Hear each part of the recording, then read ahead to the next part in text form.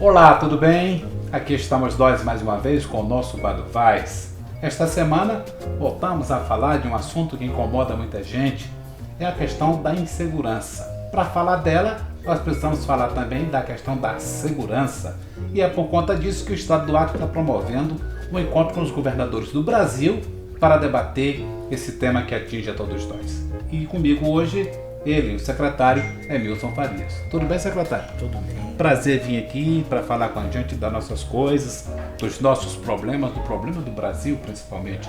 Por que não dizer do mundo, né? Eu pergunto assim de cara, logo para a gente esquentar esse debate. Já contaste o número de vítimas do último final de semana? Olha, a gente está sempre contando, a gente sempre conta, a gente tem um número estatístico que sempre nós temos que acompanhar. Sou obrigado a estar sempre acompanhando os números, final de semana, mês, dia a dia, a gente vai acompanhando. O senhor disse que os dados estatísticos que vocês têm são atualizados, porém o mapa da violência costuma atrasar esses números. Nós nunca sabemos o que acontece no período e sim 2 anos depois. Por que essa demora, Nilson? Olha, eu acho que aí o que falta é colocar a segurança pública como prioridade para o Brasil. O Brasil precisa colocar a segurança pública como prioridade. Nós temos agora um Cinesp. Cinesp, na hora que estiver funcionando por parte da União, aí nós vamos ter os dados atualizados em todo o Brasil em tempo real. Eu acredito que ano que vem talvez o Cinesp já esteja funcionando plenamente. Hoje, se eu quiser saber os números do final de semana do Ceará, de São Paulo, de outros estados, nós não temos. E isso é muito ruim, porque a segurança pública é orgânica e holística. Todos os estados têm que se encontrar para poder fazer a melhor estratégia de combate à segurança pública. Nós não somos isolados. Esse é o pior momento da segurança do estado do Acre? Eu acho que é o pior momento da segurança pública do Brasil. O Brasil passa por um momento muito difícil. A maioria dos estados vive uma situação muito clara de violência endêmica. Muito clara. Por que eu estou dizendo que vive em situação clara de violência endêmica? Porque os conceitos doutrinários mostram que vive em situação de violência endêmica. O Acre ainda não vive, do ponto de vista conceitual. Eu não estou dizendo que aqui é bom, não. Eu estou dizendo que nós vivemos ainda num eixo que a gente chama de repressão autoritária. Muita prisão e pouca prevenção. Nos locais onde a gente tem violência endêmica, a gente tem pouca prevenção e pouca repressão. O estado do Rio de Janeiro e São Paulo, por exemplo, em torno de 6% só de homicídios sendo elucidados. 4%, 6%. Aqui no Acre, há um registro de quantas mortes dia, mortes violentas por execução? Isso é muito variável. Tem dias que nós não temos morte e tem situações que nós podemos ter, dia que a gente pode ter mais de uma. Agora, a maioria dos homicídios dos últimos meses no estado do Acre estão relacionados à execução. Essa nova roupagem geopolítica do crime. O que nós estamos enxergando no Brasil nos últimos meses, nos últimos anos, é que a disputa por território em todo o estado brasileiro tem feito com que os números de violência no Brasil aumentem demais. Nós estamos falando de 60 mil mortes por ano no estado brasileiro. É fato essa questão de que as maiorias dos ataques, das execuções estão ligadas ao tráfico? 90% dos homicídios, 90% ou mais dos homicídios estão relacionados à execução. E isso a gente tem visto e dito em verso e prosa. O que a gente precisa compreender é que nós, Estado brasileiro, temos que fazer algumas lições que são básicas. Porque não adianta de maneira nenhuma imaginarmos que o estado do Acre, o estado de São Paulo, o estado de Santa Catarina é uma ilha. Não é. Santa Catarina, aliás, é uma ilha, mas uma ilha ligada, uma ilha que tem comunicação, uma ilha em que nós não temos como fazer igual a União Soviética fez, colocar uma cortina de ferro e não comunicar com mais ninguém. Por mais que o estado de Roraima, eu estou exemplificando e dando um exemplo de ponto de vista conceitual, por mais que o estado de Roraima possa ser o melhor estado no que diz respeito à política de segurança pública. E nós aqui no Acre somos o estado que mais prende proporcionalmente em relação ao restante do Brasil. Não adianta que o estado de Roraima, o estado do Acre, o estado de Rondônia não vai ficar sem receber influência de outros estados da federação. Estou querendo dizer, sabe o quê, pais? Vou dar um exemplo aqui, que diz que as palavras induzem e o exemplo arrasta. Então vou dar um exemplo para deixar claro. Se a gente tiver uma ligação de Santa Catarina dizendo para as pessoas que estão aqui no meio externo, no mundo do crime, que precisa ser levantado 50 mil reais num final de semana para que possa levar a droga daqui do Peru lá para Santa Catarina, nós vamos ter inúmeros assaltos. Estou querendo dizer que um estado é capaz de influenciar na violência do outro estado. Estou dizendo que o pacto federativo foi derrogado pelas organizações criminosas. Então eles têm uma comunicação muito eficiente. Muito eficiente. Vocês não conseguem chegar a ela? Nós temos seis estados que tiveram coragem de botar bloqueador de celular. O Acre é um deles. 6. Por que os demais não colocaram? Porque não tem o controle da população carcerária. Isso é condição básica para poder botar um bloqueador de celular. Senão a população que ajuda um bloqueador de celular se as pessoas continuam ligando? Liga para quem está fora. Por isso que o encontro do dia 27 é fundamental. Porque não adianta o estado do Acre colocar o bloqueador de celular e outros 5 estados colocar, se nós tivermos do presídio do Mato Grosso do Sul uma ligação para quem está aqui fora, dizendo o que ele tem que fazer. O que nós precisamos fazer? Que todos os estados coloquem nas suas principais penitenciárias, porque lá é o escritório do crime. Porque senão nós não vamos estar fazendo a coisa de maneira adequada. Eu estou dizendo, Vaz, que nós precisamos compreender a segurança pública do tamanho da dimensão que tem que ser compreendida. Nós não podemos ter as inteligências de 27 estados, cada uma caminhando para um lado. Nós temos que ter uma ligação entre esses estados e eles precisam se comunicar com estratégias bem definidas. Nós temos que ter, por exemplo, um plano de segurança pública que oriente os estados. Por que o melhor remédio para combater a violência ainda é a matança das pessoas envolvidas com ela? Não é. Esse não é o melhor O senhor remédio. não defende isso? Não é o melhor remédio. O melhor remédio para promover e para buscar a redução de indicadores de violência e criminalidade, aliás, não é só um remédio. Porque se for só um remédio, é um problema complexo tendo que ser resolvido por uma questão simples. Aí aparecem os oportunistas. Aí aparecem as pessoas que começam a solucionar o problema de segurança pública com um único tiro. Ninguém resolve segurança pública com um único tiro. Nós resolvemos com inúmeras ações. Uma delas, bloqueador de sinais de celular em todos os presídios do Brasil. Uma delas. Outra, as inteligências têm que comunicar as 27 entre elas. Outra, nós temos que ter um plano de segurança pública norteador de todo o Estado brasileiro. A União tem que ser o indutor desse processo. Outra, mudança legislativa urgente, uma legislação de 40 que não se adequa mais à realidade posta. Outra, financiamento de segurança pública. Outra, federalização de segurança pública. Acabei de falar que o Pacto Federativo foi derrogado por organizações criminosas. Não adianta eu dizer que eu vou passar ali o limite de Rondônia, não é mais meu, porque as organizações criminosas não respeitam isso. Esse encontro, dia 27, é um encontro extremamente importante. Nós estamos discutindo situações para o futuro das próximas gerações. Nós não podemos de maneira nenhuma permitir que esse debate não seja trazido para cima da mesa e discutido com todos os seus vieses e com todas as suas matizes. Porque, olha, veja, eu acabei de ver no blog do presidente da Câmara, Rodrigo Maia, que ele vai reunir com alguns notáveis do direito, entre eles Alexandre de Moraes, ele que diz lá, para que até junho do ano que vem encaminhe aprove uma legislação para que tenha um efeito específico nas regiões de fronteira relacionado a narcotráfico. Olha, nosso encontro começou a fazer efeito. Isso tem relação ligada diretamente? Tenho convicção de que isso já vai ser uma fala no encontro que vai ocorrer aqui. Já acordou isso alguém? Já acordou alguém. E se a gente acorda alguém, já é bom. Já começamos a discutir. A vida tem que ser prioridade no Brasil. Olha. O telefone toca e vamos ver o que. Alô?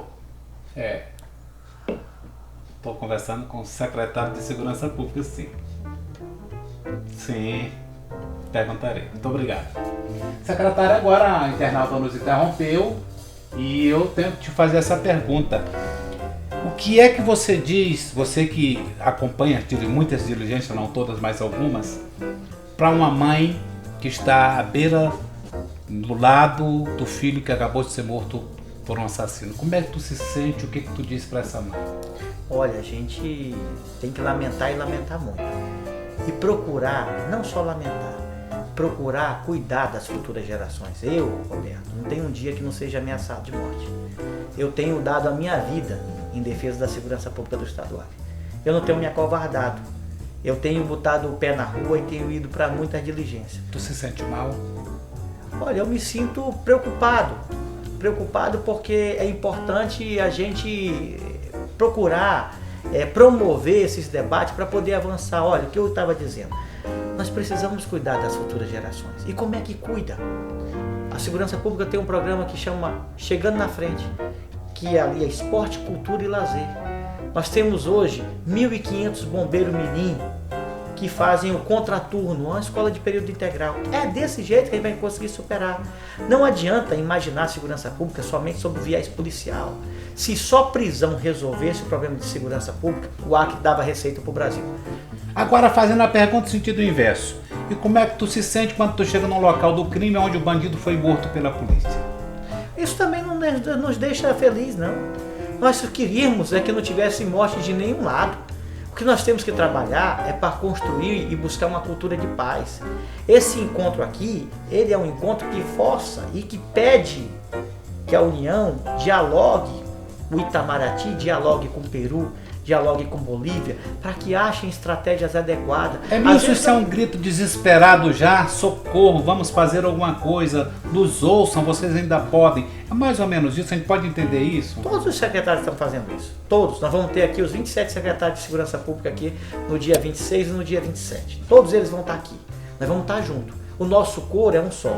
As nossas salas têm sido manchadas de sangue. As nossas salas têm sido extrapoladas, a televisão está extrapolando o sangue. E a gente não verifica nenhuma situação estratégica capaz de mudar essa realidade. Olha, o problema está posto. Nós sabemos que o problema está posto. O que a gente quer é apontar caminhos, soluções. Falei de algumas. Financiamento de segurança pública, alteração legislativa, Forças Armadas auxiliando e ajudando nas fronteiras. Falamos de integração de inteligência.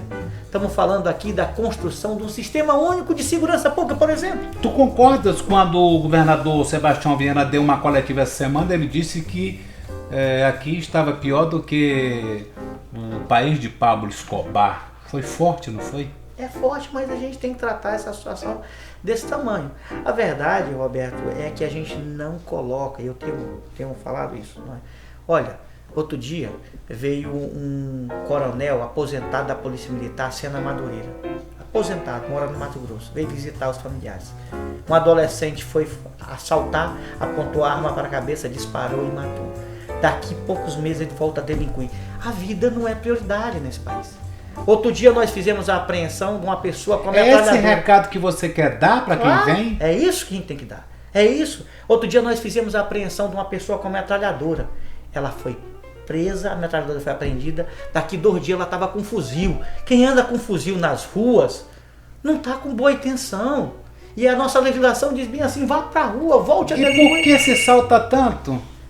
É isso que a gente precisa perguntar. Porque nós temos uma legislação de 40. Estão gostando desse telefone hoje, né? Alô? Tô gravando com o Dr. Nilson. Sim. Vai ser 24 horas, claro. Vou. Tá bom. Tá, um abraço. Tá, tchau. Mais uma pergunta, tipo assim. Esse encontro vai servir para orientar o nosso país a gastar mais com segurança, já que tem tantos recursos contingenciados?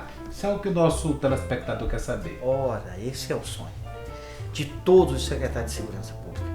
Nós queremos que seja colocado como prioridade segurança pública. Quem está pedindo isso não é o secretário Emilson, não é o secretário Roberto Sá do Rio de Janeiro, não é o secretário Caetano lá de Rondônia, não é o secretário Janot do Pará, é a população brasileira.